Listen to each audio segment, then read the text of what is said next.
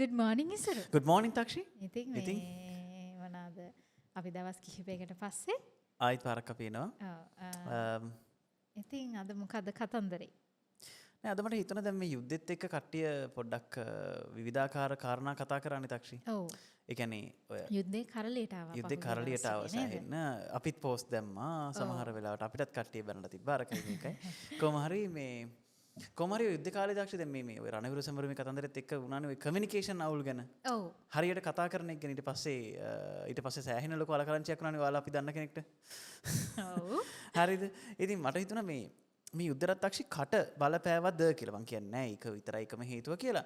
නමුත් එක අතකින් බලද්දී මේ කට නිසා නැහින් එක සහ අනිත් පැත්තෙන් සමහර දේවල් අපි හිතන් නැතුව කරන දේවල් වලින් සෑහෙන්න බලපෑමක් යුද්ධයට වගේ කාරණයකට විශේෂම රාජතාන්ත්‍රික එනවා කියන කාරණේ. ඉතින් පොඩ්ඩක් විතර හිතන්න වෙන කාරණා කීපයක් මට හිතුණා මේ කතා කරන එක හොඳයි කියලා හැමෝම යුද්ධ ගැන කතා කරපු නිසා. හැබැයි මේක මේ යුද්ධ ගැන එකකුත් නෙවෙයි. දැන් ඔය මේ ලංකාවේ එවකට හිටපු රාජනායිකාවක් තමයි රාජනායක පවුලක් තමයි තාක්ෂි බණ්ඩාරනායක පවුල කියලා කියන්නේ. ඕකේ. ඉතින් මේ බණ්ඩාරනායක පවුලේ බොහොම මේ කුළුපග සමාජික යෝ මිත්‍රයෝ තමයි ඉන්දියාවේ නීරු ගාන්ධි පවුල. හරිද? සාමාන්‍යයෙන් ඔය දන්න ඒ කියන්නේ තතු දත්ත අය කියන්නේ ඉන්දිරා ගාන්ධි වකට අග්‍රාමාත්‍යවරිය සිරිමා බණ්ඩාරනායකට කතා කරන්නේ සිරිමා කියලාලු සහ සිරිමා බණ්ඩාරනායක වකට ශ්‍රී ලංකා අග්‍රාමාත්‍යවරිය ඉන්දිරා ගාන්ධිට කතා කරන්නේ ඉන්දිරා කියලාලු. ඒ කියන්නේ දැන් සාමාන්‍යයෙන් රාජතාන්ත්‍රික ප්‍රොටෝකෝල් වල තාක්ෂි කියන්නේ දැන් ඊට පස්සේ බලයි ඉතින් යකෝ නම් කියන්න නැත්නම් මොකද්ද කියන්නේ කියලා. ඒ වෙන්නේ මේ සාමාන්‍යයෙන් රාජතාන්ත්‍රික ප්‍රොටෝකෝල් වලදී ගොඩක් වෙලාවට සාමාන්‍යයෙන් පර්සනල් කන්වර්සේෂන්ස් වල දුන්නත් අර ඒ කියන්නේ your excellency නැත්නම් එහෙමනේ කතා කරන්නේ තාක්ෂි. පොඩි ගෞරවයක් දෙනවා නේද? පොඩි නෙමෙයි ලොකු ගෞරවයක් දෙනවා තාක්ෂි. ඒ කියන්නේ දැන් අපි කොච්චර හිතවත් වුණත් කතා කරන්නේ ගරු අග්‍රාමාත්‍යතුමා අතිගරු ජනාධිපතිතුමා කියලා තමයි රාජතාන්ත්‍රික වශයෙන් කතා කරන්නේ. තමයි මේ දෙන ප්‍රොටෝකෝල් එකද ඒ කර්ටියස්නස් එක. ඒ කියන්නේ එයා එතෙන්ටපත් වුණාට පස්සේ එයාට ලැබිය යුතු ගෞරවය ලැබිය යුතුයිනේ. අනික තාක්ෂි දැන් ඔයා රටේ ජනාධිපති නම් ඔයා ඉන්දියාවේ ජනාධිපති කතා කරන්නේ තාක්ෂි විදිහට නෙමෙයිනේ. ඔව් ඒක ඇත්ත. හරිද? ඉන්දියාවේ ජනාධිපති විදිහටනේ. ඔව් ඔව්. හරිද? රාජෝගයක් තියෙනවා කියවනේ වට. ඔව් තියෙනවා. හරි ඒවා මෙතන කියන්න එපා. ඔව් මේ අවුල් නේ ඒක ඔව් තමයි. ඒක. මටත් කට වරදිනවනේ. කොහොම ඔය අනවශ්‍ය කතන්දර ඇදලා ගන්නවනේ එකපාර. ඒක තමයි වැරදුනා. හරිද? කමන්නේ මම තුන්කුණ දුන්නේ නෑනේ. ඒ නිසා බය වෙන්න දෙන්න විධානය වගේ වෙන එකක් නෑ. ඒක තමයි තියෙන එකම ඉතින් සැනසීමකට තියෙන. සැනසීමකට තියෙන මේක තමයි. හරිද? නෑ ඒක මම හිතුවා රට රාජ්‍යෝගයක් තියෙනවා කියලා කිව්ව නේද කියලා. කොහොම හරි මේ හරිද? කොහොම හරි දැන් ඔය යාළුකම නිසා 1970 77 දී ඔය ඉන්දිරා සහ සිරිමා බණ්ඩාරනායක අතර විශාල හොඳ යාළුකමක් තියලා තියෙනවා. ඒ වගේම තාක්ෂි ඉන්දිරා ගාන්ධිට ඉඳලා තියෙන පුත්‍ර රත්නයක් එයාගෙනම තමයි මේ සංජය ගාන්ධි. සංජය ගාන්ධි කියලා කෙනෙක් ගුවන් නියමුවෙක්. හරිද? එතකොට මේ සංජය ගාන්ධි ගොඩක් වෙලාට මේ ඉන්දිරා එක්ක ගොඩක් දේශපාලනයේදී ඉඳලා තියෙන එකට.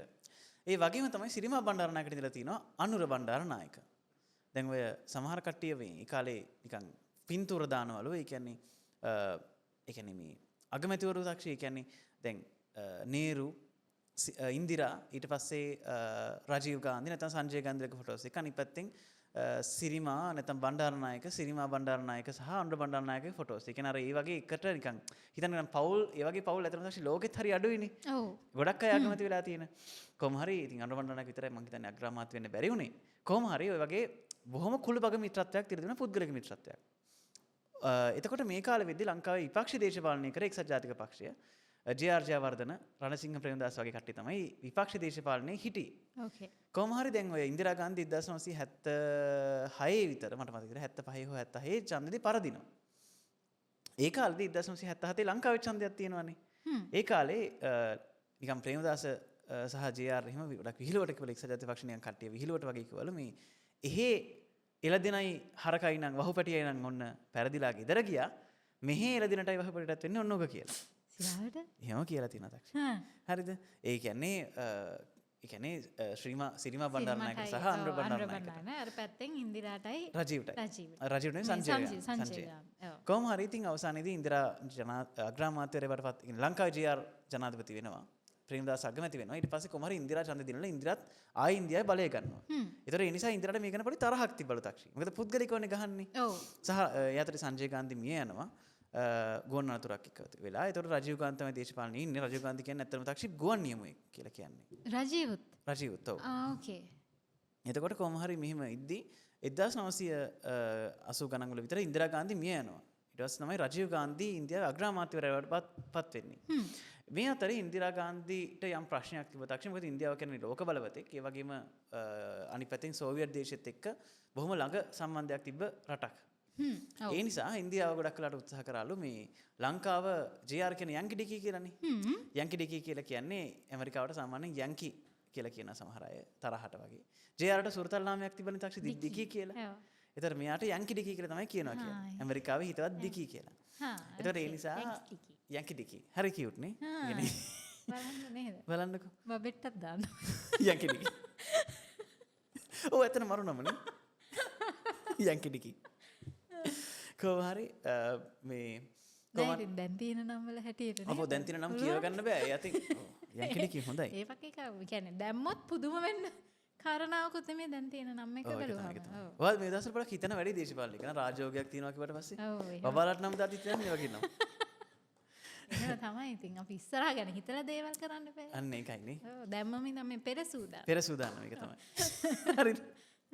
කොහොම හරි ඉතින් ওই විදිහට ගිහිල්ලා ලංකාවේ ඔය සමහර සන්නද්ධ සංවිධානවල තාක්ෂි ඉන්දියාව උදව් කරා කියලා ඒ කාලේ කියනවා. විශේෂයෙන්ම කොංග්‍රස් එක. ඉන්දියාවම නෙමෙයි කොංග්‍රස් එක. ඒ කියන්නේ ඔය LTTE, PLOT, EROS ඒ වගේ ඒවාට.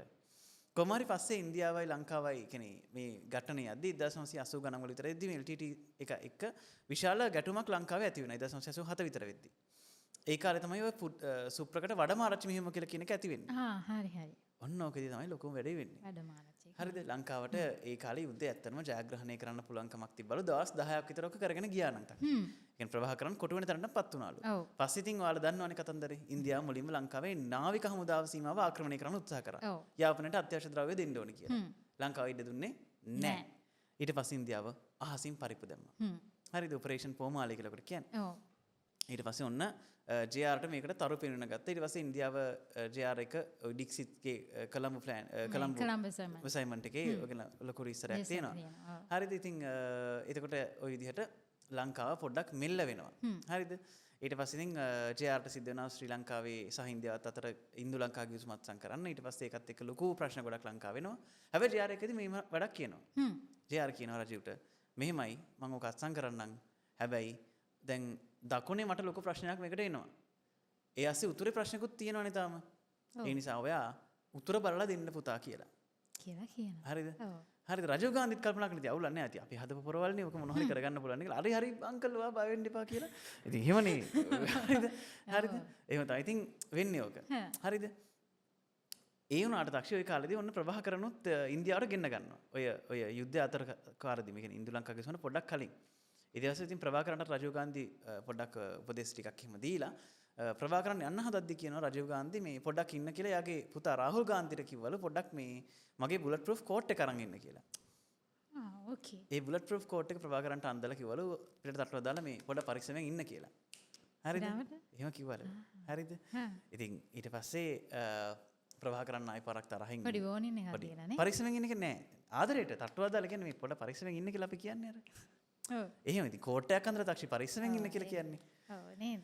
හැබැයි ඉතින් ප්‍රභාකරන් තාක්ෂි දැන් අර අනිත් ඔක්කොම ප්ලොට් එක, ඊරෝස් එක, ඔය සේරම ටික ඉන්දියාව කියන දේ ඇහුවා. ඒ කියන්නේ ඉන්දියාවටත් ඕනුනේ මේක මේ පළාත් සභා ක්‍රමයට එකඟ වෙන්න. ප්‍රභාකරන් කිව්වා නෑ මට බෑ මට ඊළාම එකම ඕන කියලා. හරි. ඔන්න ඉතින් රජුට පිටපත පැනලා දැන් JR මොකද්ද කිව්වේ? මං කිව්වනේ දැන් එහෙම ලංකාවේ දැන් දකුණෙත් ප්‍රශ්නයක් මට දකුණයි උතුරේ දෙකම හැල් කරන්න බෑ. මං ඔයාලට කිව්වනේ ඔක අත්සන් කරලා මට ප්‍රශ්නයක් දැන්ටත් ප්‍රශ්නනේ. හරිද? මේ ඔයාලට තුවක්කුවෙන් ගහන්න කියන්නේ දකුණේ. ඒ නිසා මේ මට මං කිව්වා ඔයාට. ඒ නිසා ප්ලීස් උතර බලාගෙන දෙන්න මට. හරිද? රජුටත් කරන්න දෙයක් නැහැ. රජුත් කිව්වා හරි ඉතින් මං එහෙනම් ඉන්දියාවේ සාම සාධක හමුදාවේ වන්නම් කියලා. හරිද? ඔන්න සාම සාධක හමුදාවේ වුණා. ඒ ඇස්සේ ඉන්දියාවේ එක ওই පත්තරවල කාටුන් වල එහෙම ගියාලු තාක්ෂි. JR කොටිවලගයක් අල්ලන් ඉඳලා කොටිවලගේ අත්තරලා හාන්සි කොටුවට ගිහලා හාන්සි වෙනවා රජීව් ගාන්ධිට කොටිවලගේ දීලා කියලා. හරිද? ඊට පස්සේ ඉතින් රජීව් ගාන්ධි ඇතුළු ඉන්දියාවට 1988 89 විශේෂම 90 විතර වෙනකන් ඔය කියන මේ LTT සංවිධානයත් එක්ක විශාල ගැටුමකට ලක් වෙන සිදුවෙන ඉතින් සම්බන්ධයෙන් විවිධ කතා තියෙනවා.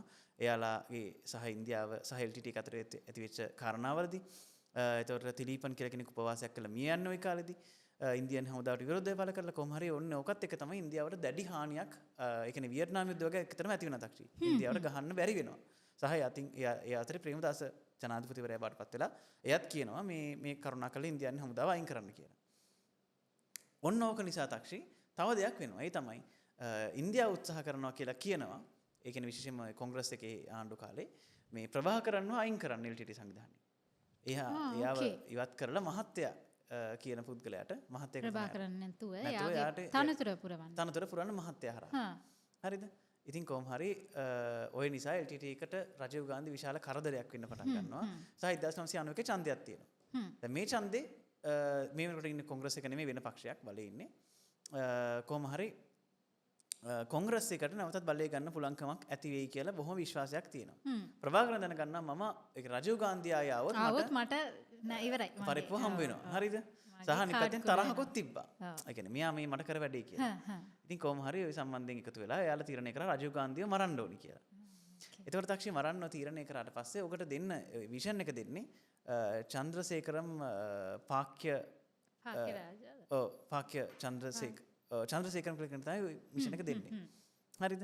ඉතින් කොහොම හරි චන්ද්‍රසේකරම් පාකචන්ද්‍ර. හරිද? කොහොම හරි යාට අර මේකකින් යන්නේ නේද? මේ වෙඩින් එකකට කියලා හරි මොකක් හරි. අන්න රයිට් වෙඩින් එකට කියලා. හරිද? ඒ කියන්නේ එයාට තක්ෂි එතකොට යුද්ධෙන් එක ඇහක් අහිමි වෙලා තිබලු. එයාගේ එක ඇහයි පෙන්නලා තිබුණා. එයාට කට්ටිය කියන්නේ one night කියලා. one night. හරිද? එකස් කියලා සිංහලෙන් කියන්නේ එකස්. ඒ අර එකක නම් තිබ්බා සිවා කියලා කිව්වා සිවසු. ඒ කියන්නේ එක නම් තිබ්බා රුද්‍රන් කියලා කිව්වා. ඒ වගේ නම් ගොඩක් තිබ්බා. කොහොම හරි ඉන්දියාවේ ඔය විදිහට මේ සෑහෙන වශයෙන් එකතු වෙලා කොහොම හරි ඉන්දියාවේ සහාය අරගෙන එක කට්ටියව දාලා LTT එකේ යාළුවෝ උත්සාහ කරනවා මේ රජීව් ගාන්ධිව මරන්න ප්ලෑන් එක ගන්න. ඊට පස්සේ කොහොම හරි ශ්‍රී පෙරුම්බුදූර් කියලා තිබ්බ තමිල්නාඩුවේ පරාන්තර ඇත් ආසනයක්. ඔන්න ආසනෙට තමිල්නාඩුවේ රජීව් ගාන්ධි එනවා කියලා තිබුණා. ඒ ආපු වෙලාවක තමයි ඔය දනෝ කියලා හඳුන්වන මරාගෙන මරණ බෝම්බකාරිය රජීව් ගාන්ධිට අර මල් කලබක් දීලා නිකන් පාදස්පර්ශ කරන්න උත්සාහ කරන වෙලාව වගේ පෙන්නලා බෝම්බේ පුරවා ගන්න. ඉතින් රජීව් ගාන්ධි එතන මිය යනවා. ඒ සම්බන්ධයෙන් පරීක්ෂණ ඇත්තටම විශාල වශයෙන් සිද්ධ වුණා. අවසානයේදී ප්‍රභාකරන් පොට්ටු අම්මාන්න ඇතුළු ගණනාවකට වසර 200කට විතර සිර දඬුවමකුත් නියම කරා. අනිත් පැත්තෙන් සමහර අයව නිදහස් ඒ කියන්නේ සමහර අය හිරේ දැම්මා. ඒ වගේම සමහර කට්ටිය පස්සේ නිදහස් කරා ඉන්දියාවේ අවුරුදු 20ක් විතර හිරේ ඉඳලා. කොහොම හරි ඉතින් මේක තමයි කතන්දරේ.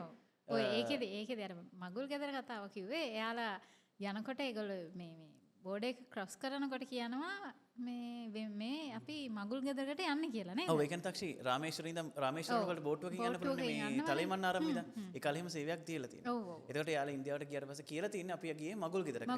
සහ ඒ රජීව් ගාන්ධි මරණ මෙහෙයව නම් කරලා තිබෙත් කෝඩ් නේම් එක මගුල් ගෙදර කියලා.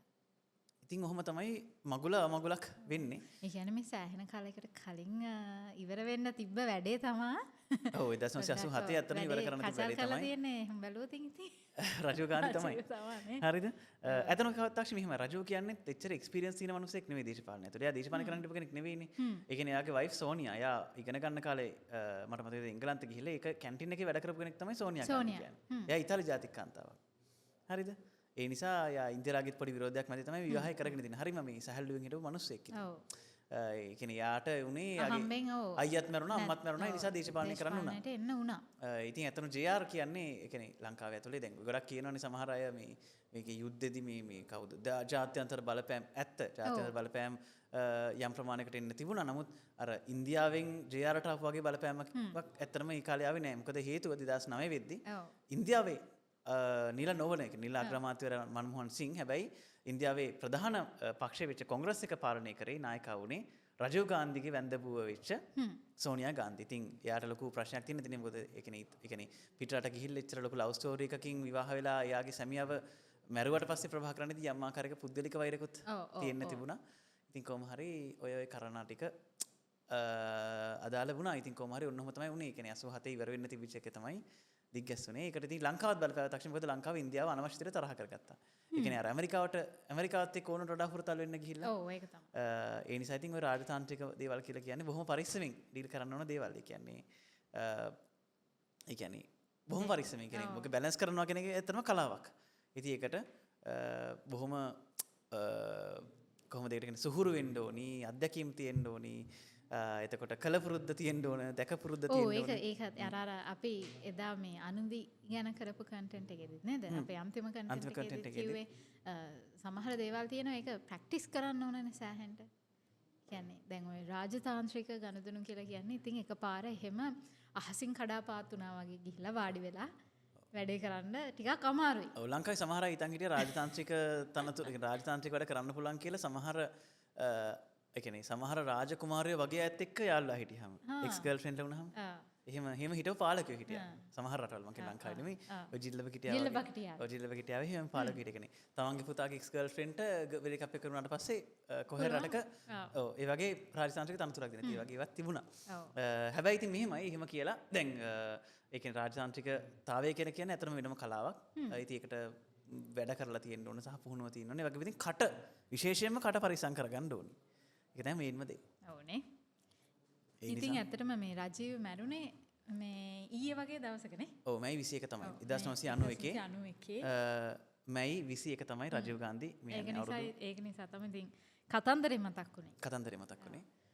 ඉතින් ඔහොම තමයි ඕක උනේ නේද? ඔව්. සමහර දේවල් තියෙනවා ඉතින් අනවශ්‍ය විදිහට නේද? අනවශ්‍ය කතා කියන්න ගියාම ඊට පස්සේ සමහර දේවල් චක බ්ලාස්ට් වෙලා යනවා. චක බ්ලාස්ට් වෙලා යනවා. ඒ නිසා ඒක තමයි උනේ. සහ අනිත් කාරණේ තක්ෂි රාජතාන්ත්‍රික බ්ලන්ඩර්ස්. ඒ කියන්නේ විශේෂයෙන්ම ඔය ඇමරිකාවේ දැන් ඒ කියන්නේ ටෙරරිසම් කියන එකත් එක්ක බොහොම ඩීල් කරන්න ඕනේ ඒක විදිහටනේ දැන්. ඒ කියන්නේ දැන් අපි ඒ කියන්නේ ඒ ජීවිතේටත් එහෙම තමයි. ඒ කියන්නේ ඒ කියන්නේ අර කවියකුත් තියෙන්නේ. දියෙහි යන දණ්ඩට පිහිටක් විතොත් පෙර සිට දුදනන් හට පිහිට නොවව් යන බස සැබෑ කළේ මට කියලා. ඉතින් ඒ නිසා අය විශේෂයෙන්ම රාජතාන්ත්‍රික වශයෙන් වැඩ කරද්දී රාජතාන්ත්‍රික තරමේ මම හිතන්නේ ඉතින් ගොඩාක් දැන් අපේ සාමාන්‍ය ජීවිතේත් එහෙම තමයි. අපි සමහර මිනිස්සුගේ පැටිකිරිය දැනගෙනම සමහරලාට උදව් කරන්න යනවනේ. ඔව් ඒක තමයි. ඒ කියන්නේ මේ මිනිස්සු සතෙක් කියලා දැනගෙන. අන්න එහෙම වුණත් එහෙම ඉතින් ඔක ඒකත් එහෙම ඊට පස්සේ සමහර වෙලාවල් වල තියෙන අනවශ්‍ය කාරණාවලට නේද? අනවශ්‍ය විදිහට මැදිහත් වෙන්න යනවා. ඊට පස්සේ නොදැනුවත්ව ඒක Tamanට අර කියන්නේ මොකද්ද පාරාවලක් විදිහට පාරාවලක් වෙනවා. කැරකිලා එනකන් අපි දන්නෙත් නැහැ. නෑ. එහෙනම් ඉතින් අද දවසේ ඕක තමයි ඉතින් කතන්දරේ. ඒ නිසා පරිස්සම් වෙන්න. ඒ වගේම තමයි අර අපි කාගේ හරි දැන් ඔය දැන් රජීව් ගාන්ධි වුණත් සමහරවිට ප්‍රභාකරන් සම්බන්ධයෙන් ඒ කියවීම වැරදි වුණ නිසා තමයි අතරම යාට ජීවිතේනොත් වන්දි ගෙවන්න උනේ. උනේ. ඔව් ඒක තමයි. අනික තව එකක් තියෙනනේ තාක්ෂය ඉංග්‍රීසි කියමනක් මේ once a lie always a liar කියලා. ඔව් ඒක ඇත්ත. ඒ නිසා ඉතින් නේද? ඕනවට වඩා විශ්වාස කරන්න. විශ්වාස කරන්න. එහෙනම් අපි ගිහින් එන්නම් මේ අපිව subscribe කරන්න, කමෙන්ට් කරන්න, share කරන්න, like කරන්න, හැමදේම කරන්න. අපි තාම මේ අලුතින්නේ නේද? grow වෙන ගමන් ඉන්නේ. අන්න ඒක තාම අංකුර පැලෑටියක්. ඔව් ඒක නිසා ඉතින් අපිව දිගටම බලන්න කියලා ඔයගොල්ලන්ට ආරාධනා කරනවා. ඔව් සහ අපිත් දිගටම කරන්නම් ආ. නැත්තම් ඔව් ඇත්තටම මේ තියෙනවා ඉතින් අපේ මේ දවස් ටිකේ පොඩි නේද? අලකරංචි ටිකක් වුණා. ඒකයි උනේ. මට සමහර අය Facebook එකේ WhatsApp එකේ message කරලාත් අහලා තිබුණා. මොකද කරන්නේ නැද්ද? ඔව් ඒක තමයි. කරන්නේ නැති නෑ මේ නොවැළක්විය හැකි හේතුන් ගොඩාක් අපිට මේ දවස් ටිකේම ආවා. ඒකයි ඇත්තටම පොඩ්ඩක් උනේ. ඉතින් ඒකේ හින්දා කියන්නේ excuses හොඳ කියන්න හොඳත් නෑ. ඔව් නමුත් සමා වෙන්න කියලාත් ඉතින් අපි කියමු. මොකද අපි වහන් ඉන්න ගොඩක් අය ඉන්නවා හැමදාම බලන්න කැමති අයත් ඉන්නවා. ඉතින් ඒ අය වෙනුවෙන් අපි දිගටම කරන්නම් පුළුවන් හැම වෙලාවකම. එහෙනම් අපි අද සමුගමු. සුබ දවසක්. සුබ දවසක්.